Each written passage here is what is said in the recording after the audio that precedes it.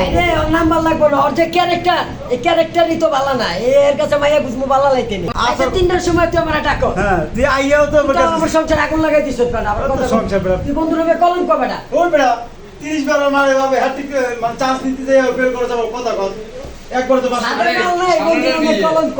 30টা বিয়ে ভাঙছে আর 30টা মায়ের কাছে 30টা মায়েই ওরা অপছন্দ করছে হইবো এক মাস কথা কলা পর সেরির লগে দুই দিনের ভিতরে কন্ট্যাক্ট শেষ নাম্বার দিলে সেরির নাম্বার দিলে 2 দিন থাকে আরে ওর নাম্বার লাগবে না, ওর যে ক্যারেক্টার, এই ক্যারেক্টারই তো ভালো না।